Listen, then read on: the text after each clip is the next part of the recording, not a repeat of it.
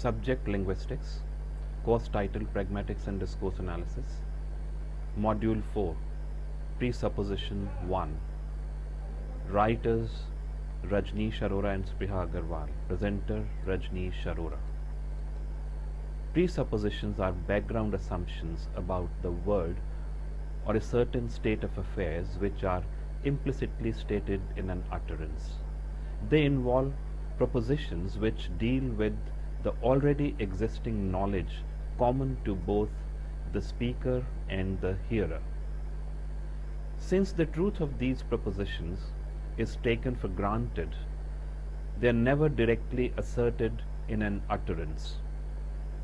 Take, for example, the following piece of conversation between A and B. A. My brother has started smoking again. Let's call it utterance 1. B. Really? Let's call it utterance 2. In this conversation, A's assertion about his brother adds to B's knowledge a new fact that he has started smoking again. However, the conversation will not be meaningful unless the following propositions are true. 1. A has a brother. 2. B knows that A has a brother. 3. A knows that B knows that A has a brother. 4. B is aware of the fact that A's brother used to smoke. 5.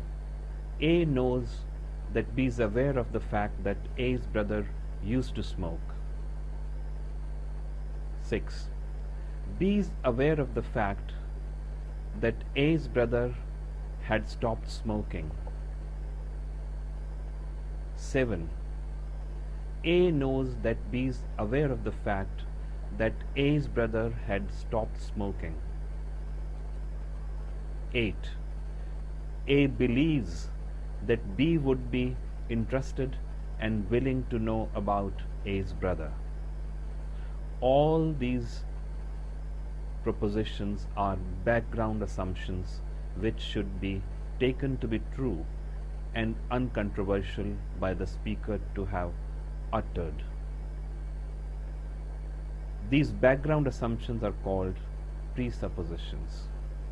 Without presupposing all of these propositions 1 to 8, A's utterance would be long-winded and boring, as the utterance would then involve an explicit mention of all the presuppositions also. During the course of conversation, we need to follow what Grundy calls the principle of economy by choosing between the propositions that we need to put explicitly,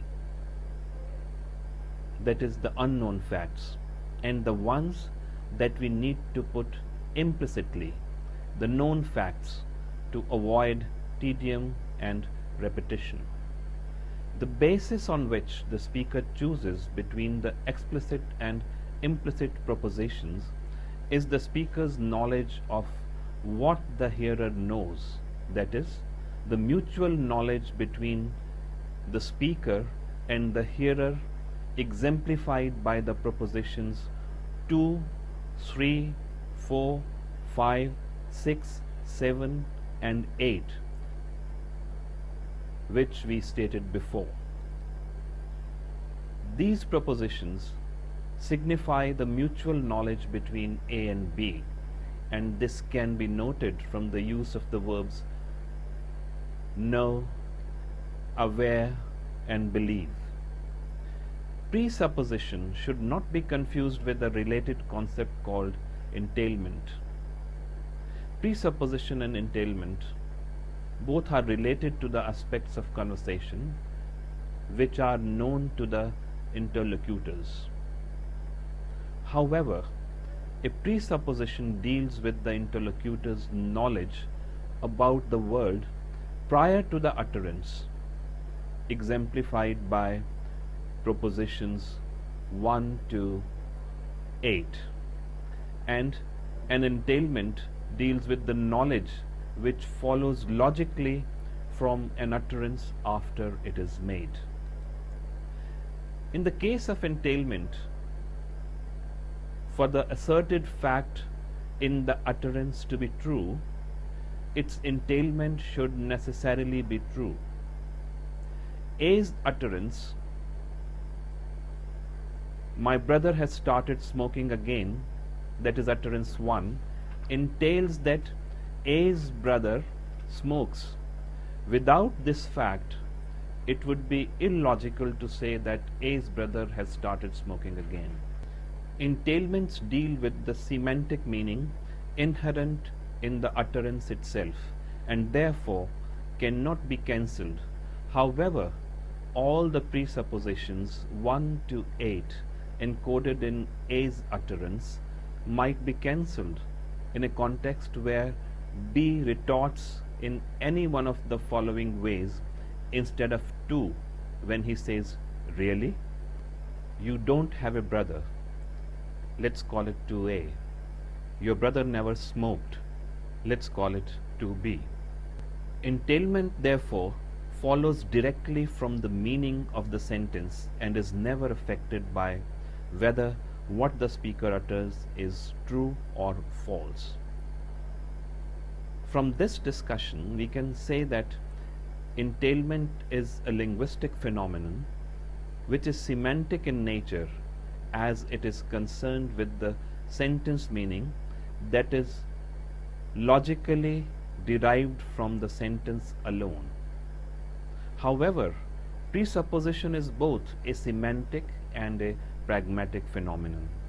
It is semantic in the sense that it is associated with particular linguistic items which encode the presupposed propositions. In utterance 1, for example, the linguistic item "my brother" presupposes that A has a brother. A cannot say "my brother" unless he or she has a brother. Similarly, the linguistic item again presupposes that the action smoking was done in the past too.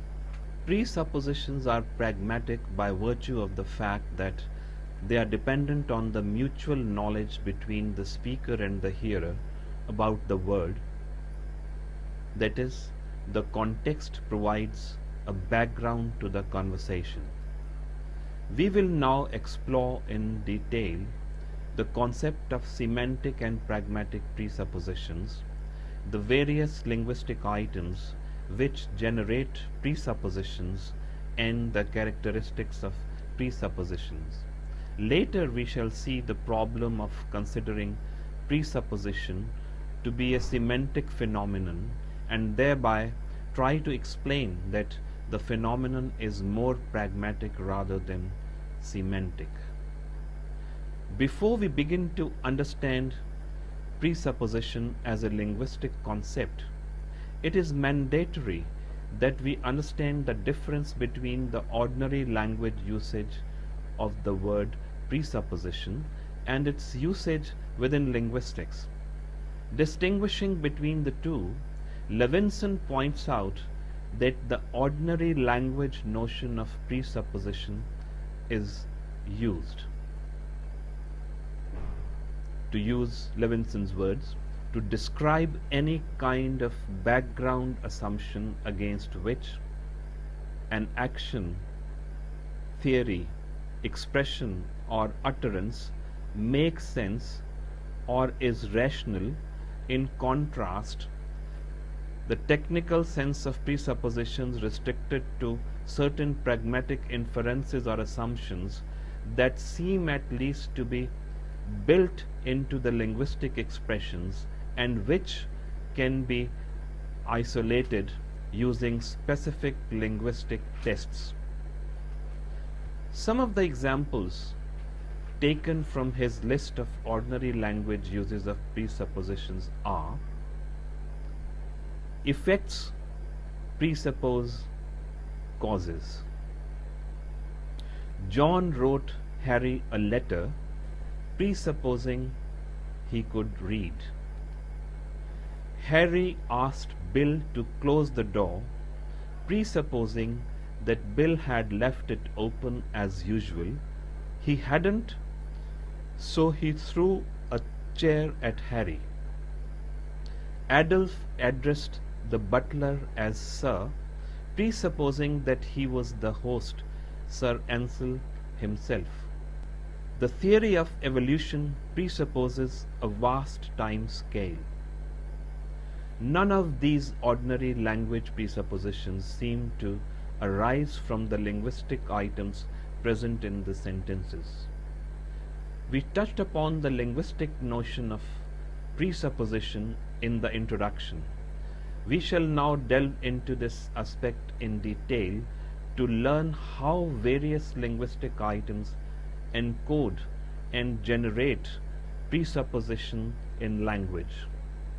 The speaker's background assumptions are encoded in language through the use of certain lexical items and grammatical structures.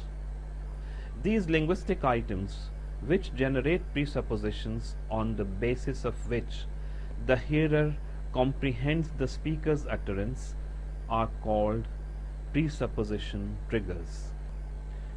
We'll discuss now the various types of presupposition triggering linguistic items under the type of presupposition they generate. Let's move on to the types of propositions.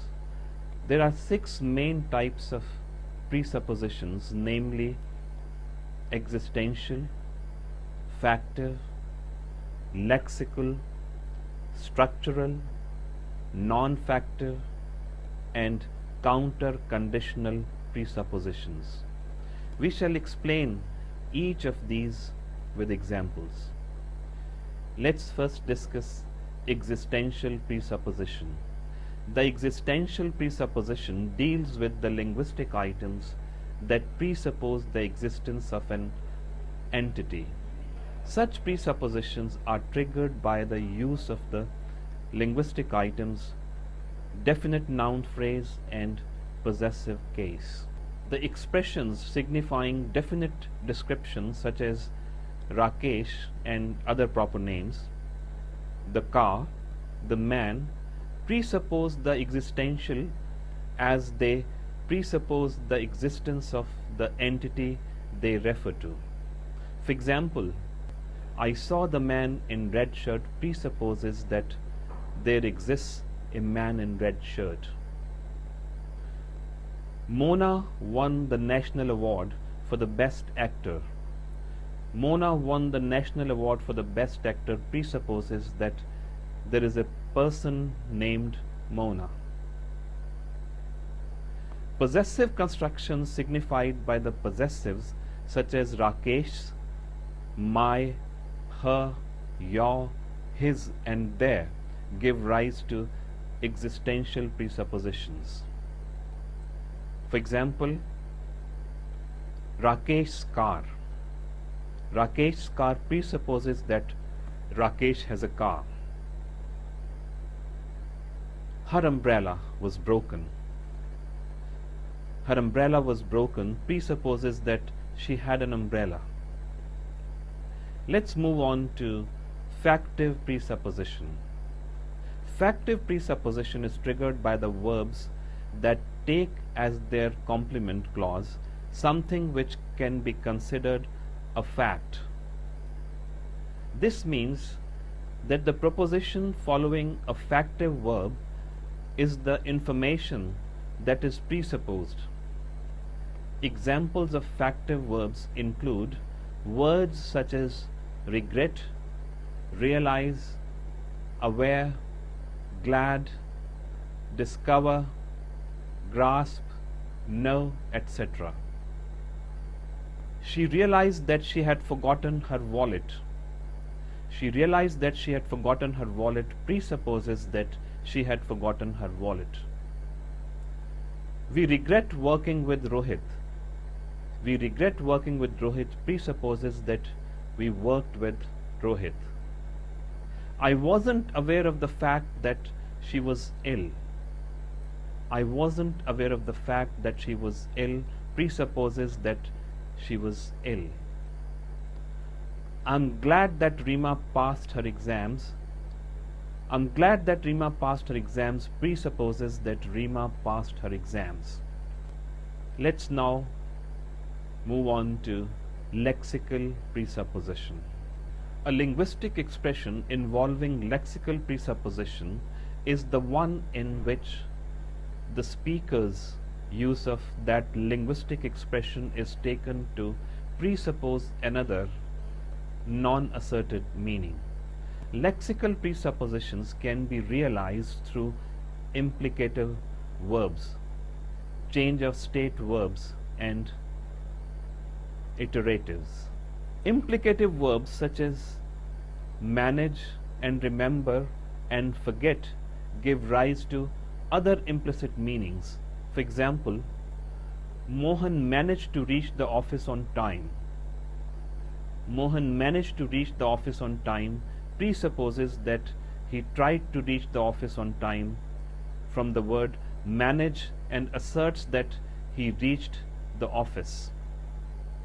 She remembered to return all the Ryan's books on time. She remembered to return all the Ryan's books on time presupposes that she should have remembered. Rita forgot to lock the cupboard which had all the important documents. Rita forgot to lock the cupboard which had all the important documents presupposes that she shouldn't have forgotten.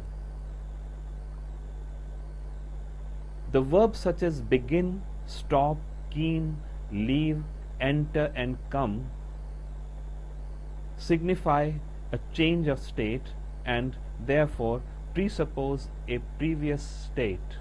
For example, the bells began to ring. The bells began to ring presupposes that the bells were not ringing before. Jimmy stopped performing at the concerts after death of his wife. Jimmy stopped performing at the concerts after the death of his wife presupposes that he used to perform earlier. I left the room immediately. I left the room immediately presupposes that I was there in the room. Iteratives are words which signify a repetition of action. Words such as again, another, repeat, and return presuppose an earlier action or event. For example, the police visited the site of investigation again. The police visited the site of investigation again presupposes that the police visited the site of investigation earlier too. I can eat another chapati. I can eat another chapati presupposes that I had eaten a chapati or chapatis before. Lexical presuppositions should not be confused with factive presuppositions. In the case of the former, a particular linguistic expression presupposes another non-stated implicit meaning, whereas in the case of the latter, the use of a particular linguistic expression presupposes the truth of the information stated explicitly after it. We now know that the utterance of a person A to a person B, I was late for the school again, presupposes that A had been late for the school before too. However, this utterance can be interpreted as A's criticism of B in a situation wherein B drops A to school and was a cause of A's reaching late to the school earlier.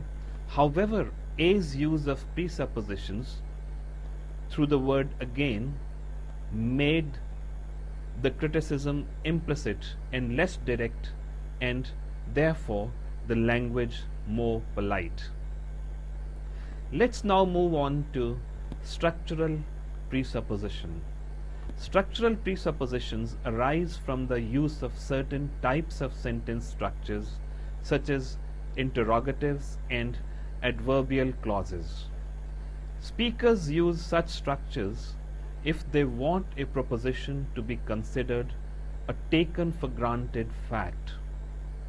Presuppositions are associated with interrogative structures in the form of yes-no questions, alternative questions, WH questions, and embedded questions. Do you want a cup of tea? Do you want a cup of tea presupposes that the hearer either wants a cup of tea or he or she doesn't. Do you want tea or coffee? Do you want tea or coffee presupposes that the hearer wants either tea or coffee, or the hearer wants to have something. Where is the Department of Linguistics? Where is the Department of Linguistics presupposes that there is a Department of Linguistics. I wonder what they are thinking about presupposes that they are thinking about something.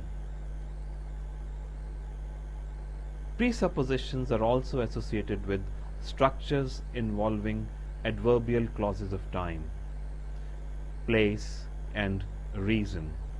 Look at the examples now. Before Mary even wrote her exam, Jack knew that she'll pass it. Before Mary even wrote her exam, Jack knew that she'll pass it presupposes that Mary wrote her exam.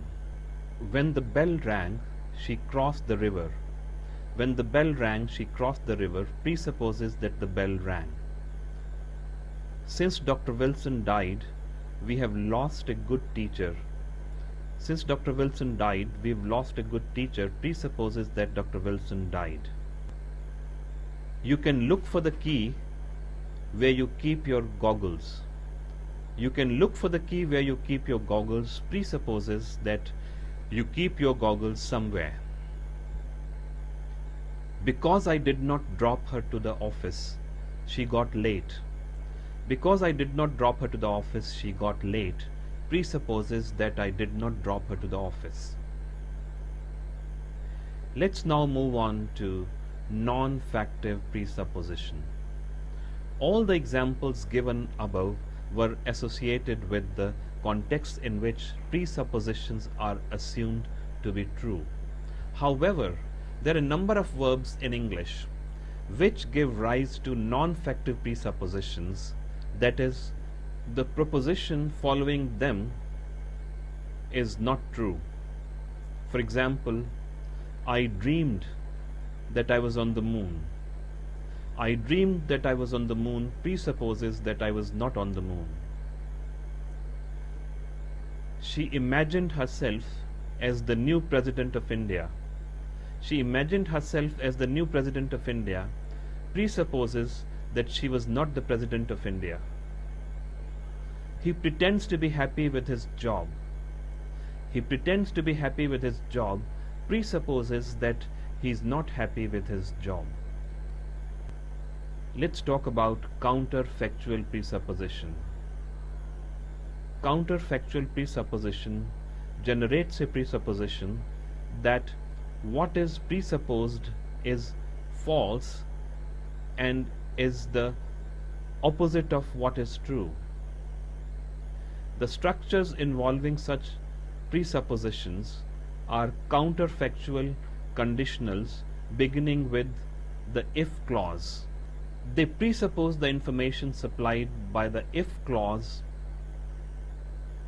to be false at the time of utterance. For example, if Seema had invited me to her wedding, I too would have invited her to mine. If Seema had invited me to her wedding, I too would have invited her to mine presupposes that Seema did not invite me to her wedding. Now let's look at a piece of conversation and notice a humorous undertone in the use of presupposition. Two people, Radha and Ravi, are sitting in the drawing room. A clattering noise comes from the kitchen. Radha shouts, "Who's there in the kitchen?" Ravi, "It's Raju." He was cleaning the glass utensils. Radha: it looks like he's managed to break something finally after 10 years with us. Ravi: yes. If you had trained him to handle the utensils, he would have broken something long ago. While utterances involving counterfactual conditional give rise to presupposition, those involving real conditionals do not do so. Let's compare the two utterances. If I had got the scholarship, I would have been lucky, and if I get the scholarship, I would think that I am lucky. The first carries the presupposition that I did not get the scholarship. However, the second utterance involving a conditional does not carry any such presupposed message that the hearer and the speaker mutually agree to, but in fact implicitly conveys that the referent of I may or may not get the scholarship. Such implicit messages are known as implicatures. An important feature of presupposition is its constancy under negation, that is, its ability to survive negation.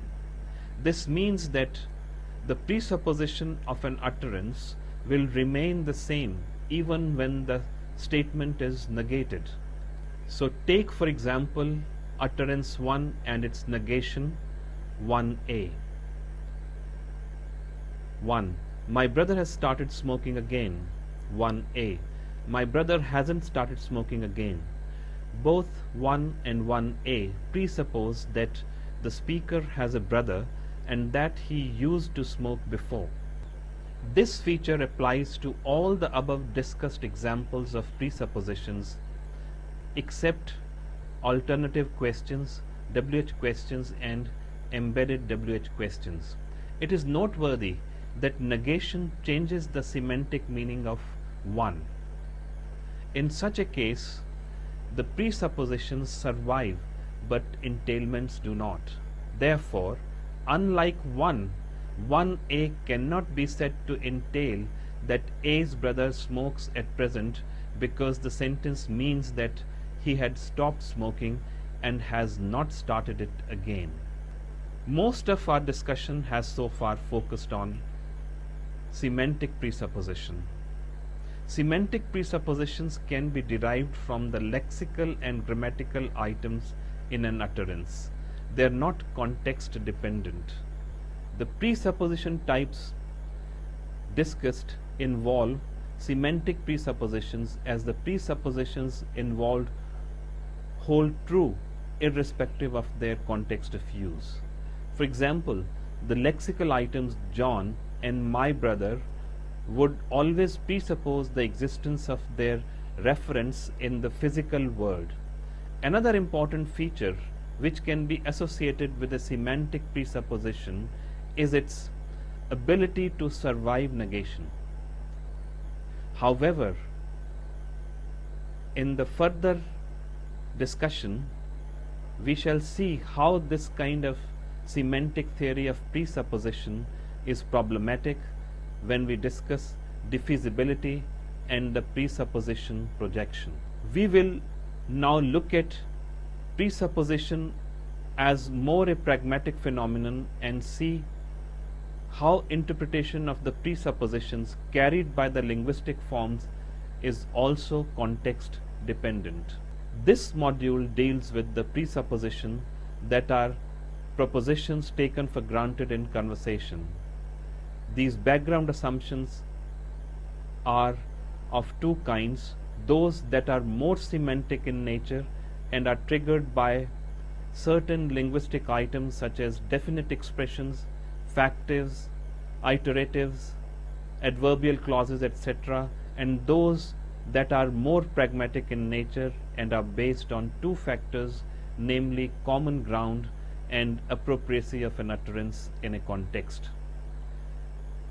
The next module will focus on the discussion of various types of presupposition triggering linguistic items. It will also discuss how the semantic theory of presupposition cannot explain the influence of linguistic and discourse context on the derivation of presuppositions, which leads to the problem of diffusibility and projection, and how the accommodation of presupposition is possible in a context where the interlocutors lack mutual knowledge. Thank you.